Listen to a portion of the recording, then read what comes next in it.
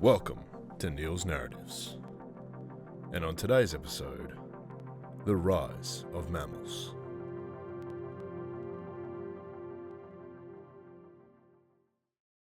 "65 million years ago, the dinosaurs ruled the Earth in a myriad of majestic shapes and sizes. And then, the Earth had an uninvited visitor that resulted in a really bad day. It was a Monday. Well, probably. Mondays are always the worst.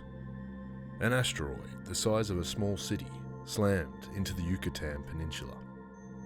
One example of Earth's multiple resets. What followed was mass extinction. Firestorms, acid rain, years without sunlight. 3/4 of all species wiped out, including my beloved dinosaurs. But this isn't their story. This is what came after. And without this annihilation, we might never have had the rise of the mammals.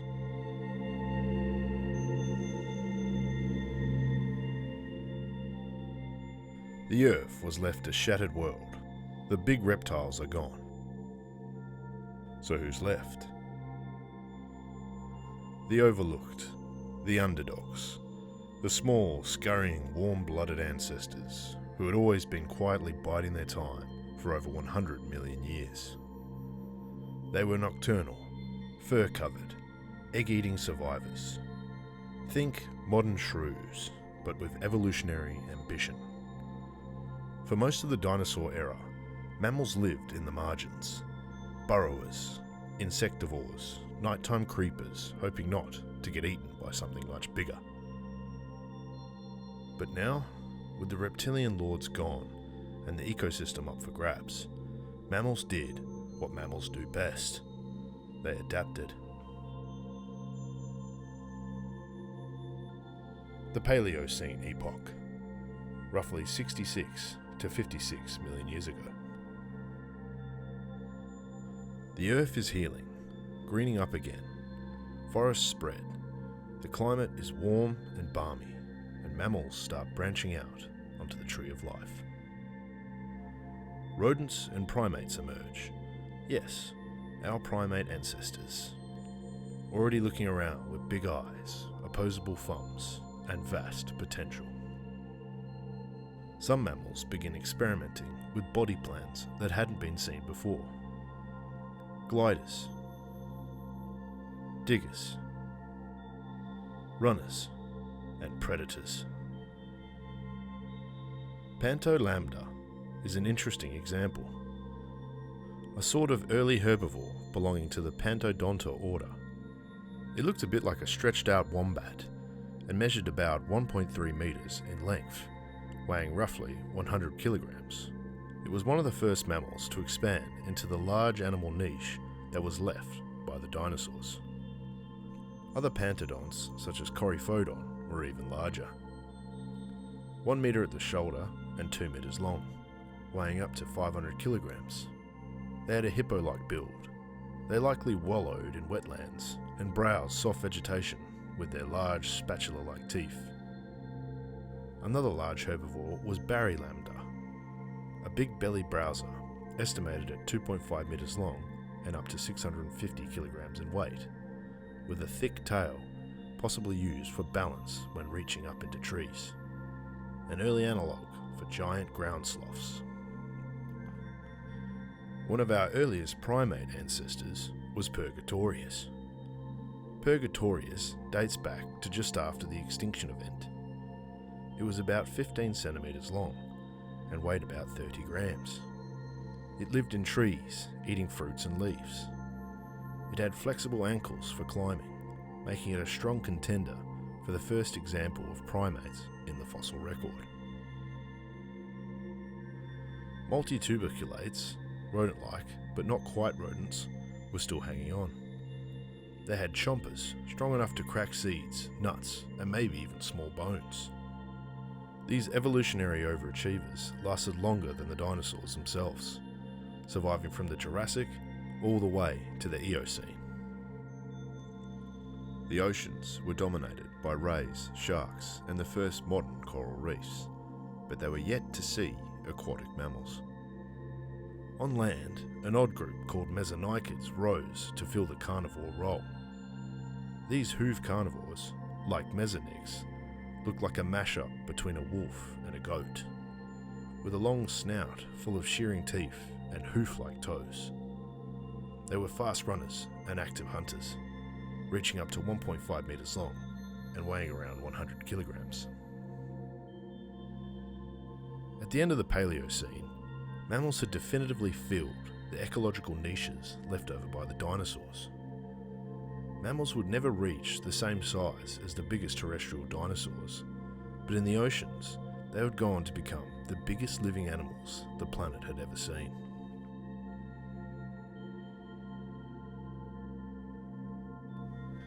The Eocene epoch, 56 to 34 million years ago. This is where mammals really start showing off their adaptability. Creatures like Pachycetus, which still had legs and resembled a long-snouted dog, started to transition from land to sea. It was about 1 metre long and had strong limbs for paddling and ears specialised for underwater hearing. You wouldn't guess, but Pachycetus was the ancestor to whales. On land, perissodactyls, odd-toed ungulates like horses, rhinos, and tapirs, as well as artiodactyls, even-toed ungulates like deer and pigs, they all began to diversify. Early horse ancestors like Horactotherum were no bigger than a fox, about 60 centimetres tall with padded toes and a fondness for forest undergrowth. If they were around today, no doubt people would have them as pets. At the same time, early camels were still browsing in forests and barely resembled their desert-loving descendants.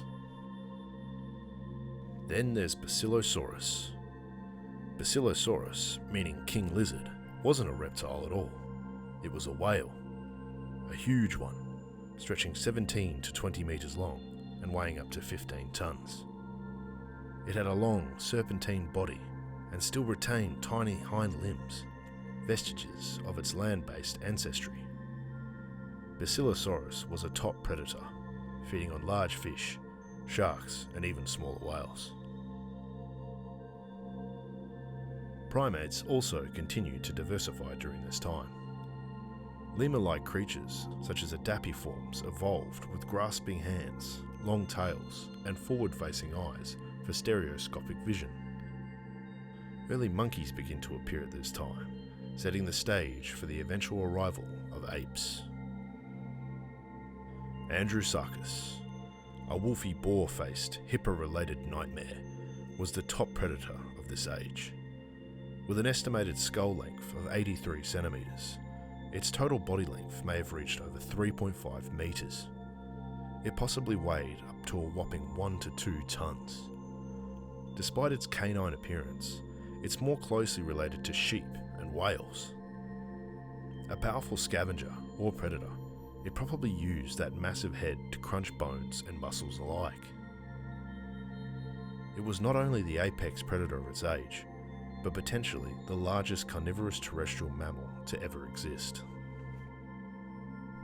Meanwhile, in South America, a weird parade of marsupials evolved in isolation. There were saber-toothed marsupial predators, like Phylacospilus, with its very unique lower jaw protruding like sheaths for its saber teeth, and strange hoof herbivores unrelated to anything alive today, including notoungulates and liptoterns. Creatures that resembled hippos, rhinos, and capybaras. Despite the similar appearances, these were their own unique lineage, unrelated to those species. In my backyard of Australia, it was just as strange. Tiny ancestors of kangaroos and wombats shared the land with equally small predators.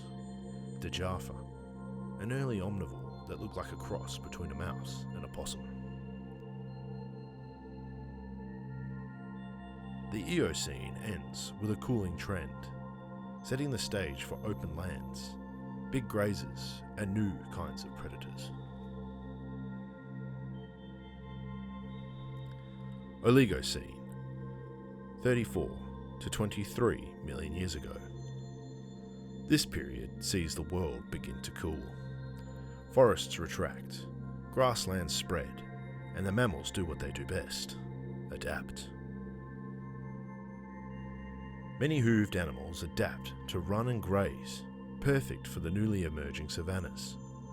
This includes the ancestors of camels, giraffes, and antelope. This is also the time of early elephants, like Morytherium, a squat, semi-aquatic hippo-elephant mashup belonging to the Proboscidean order, an order that led to elephants. It stood just 1 meter at the shoulder, weighed about 235 kilograms, and likely fed on aquatic plants in swampy environments. It had a broad snout, possibly a short trunk, and it is considered a bridge species between primitive Proboscidean and true elephants. Paraceratherium, the towering titan of the Oligocene. It holds the title of the largest land mammal to ever walk the earth.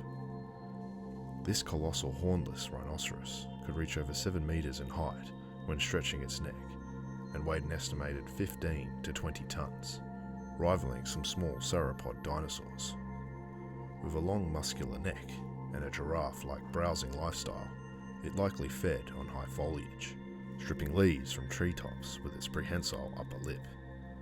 Despite its bulk, Paraceratherium was likely a slow-moving browser, roaming vast open woodlands and shrublands. Its sheer size and height offered protection from predators, earning it a unique niche among prehistoric herbivores. Meanwhile, our primate ancestors continued branching out, no pun intended. Monkeys begin to diverge into the Old World and the New World lineages. But how did the monkeys get to the New World? Well, the leading theory is rafting. Now, they weren't whitewater rafting in kayaks. Instead, they were on natural rafts, mats of vegetation and debris torn off by storms or floods in Africa, drifting across the then narrower Atlantic Ocean.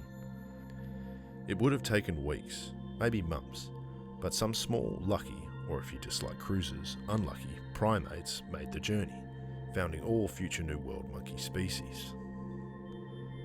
The meat eaters stepped up too.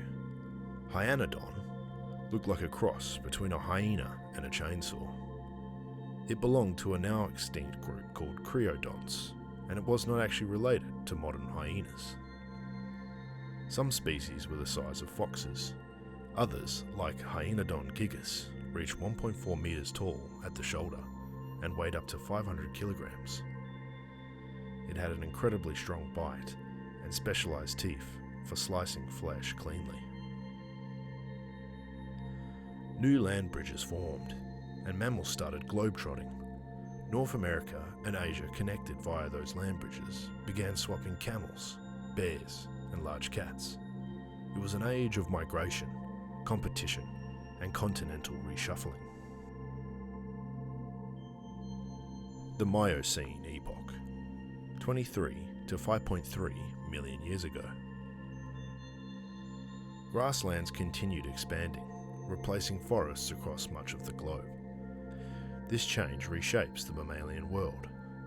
Herbivores adapt for speed and endurance. Grazers like antelopes, horses, and bison evolve high-crowned teeth to handle tough, gritty grasses full of silica. Predators adapt in turn. This period sees the evolution of more modern carnivores. Saber-toothed cats, including species like Machairodus, develop elongated upper canines and powerful forelimbs. Bear dogs, amphisurinids, emerge as massive omnivorous predators that could weigh up to 600 kilograms and stand over 1 meter tall at the shoulders. They had a mix of dog-like running ability and bear-like strength. Massive apes also appear. Gigantopithecus, discovered in China and Southeast Asia, may have stood up to 3 meters tall and weighed between 300 to 540 kilograms. Fossil teeth suggest it was a bamboo eater, possibly walking upright at times, though modern estimates suggest a smaller size. It remains the largest known primate to have ever lived. A literal Bigfoot.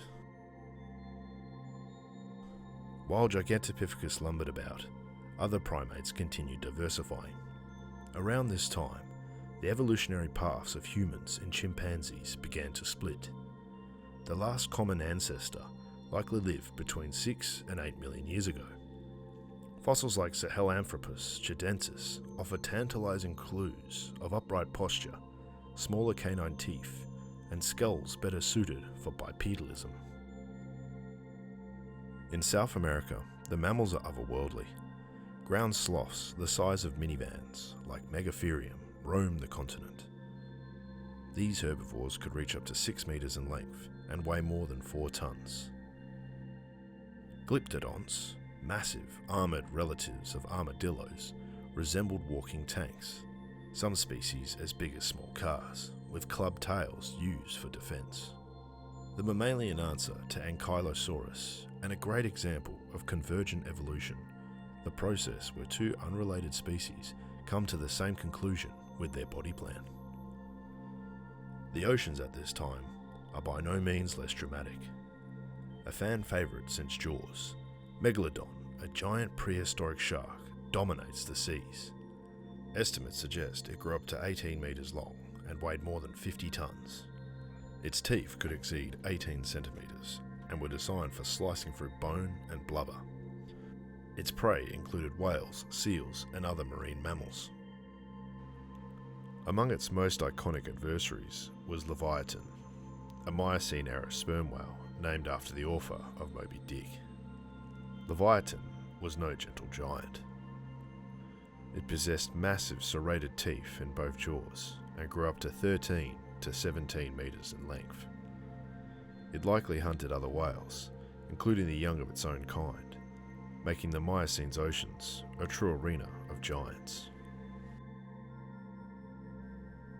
The Pliocene epoch, 5.3 to 2.6 million years ago. The world becomes increasingly recognisable. Continents settle into modern positions. Climates fluctuate. Seasons grow more apparent. In Africa, hominins are starting to become more distinct. Australopithecus afarensis, including the famous fossil Lucy, showed a species that walked upright over 3 million years ago. This species stood around 1 to 1.2 meters tall and weighed between 25 to 40 kilograms. It showed an adaptation for both bipedal walking and tree climbing. Around 2.5 million years ago, Homo habilis appears. The earliest member of our genus, it stood about 1.3 meters tall and used simple stone tools, flakes for cutting meat, bones, and plants. These tools mark the beginning of the older one industry, the earliest known stone tool industry. This find hints at growing intelligence, cooperation, and problem solving in our Homo cousins. During this time, wolves, foxes, and modern felines become widespread. Mammoths, early relatives of elephants, spread across northern latitudes. These creatures stood up to 4 meters tall and weighed up to 8 tons. They would use their curved tusks to forage through their snowy environments. Africa's savannas teem with life.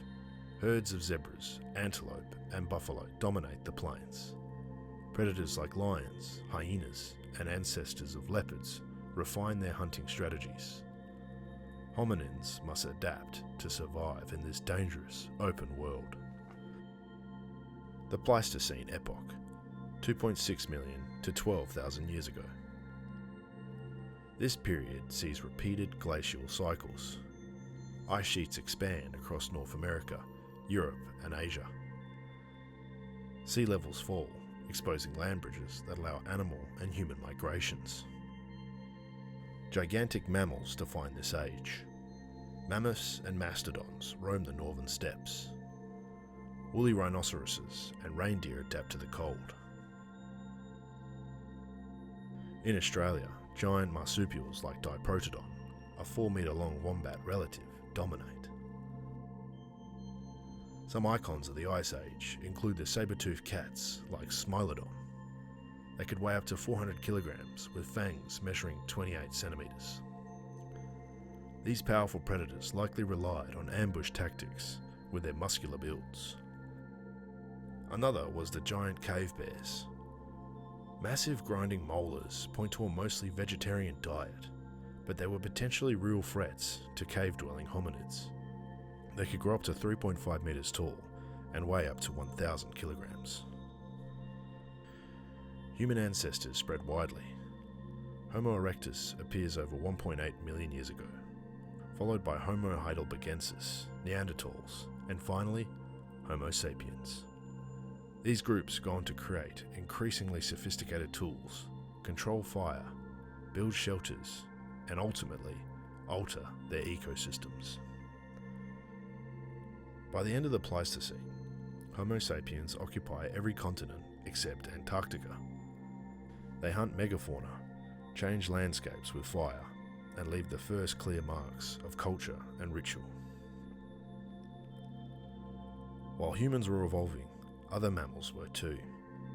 Dogs were domesticated from wolves. Cats chose to live among humans while retaining their independence, and let's be honest, their disdain. The legacy of the mammals is diverse, adaptable, and enduring. We live on a planet dominated by mammals, from tiny shrews to massive whales. Their legacy spans across every corner of the globe. They survived extinction, changed form, changed size, and adapted in ways few other animals have.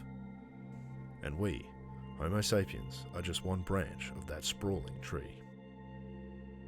Next time, the winding path from early hominids to modern humanity, the tools, the migrations, the rituals, and the choices that made us who we are.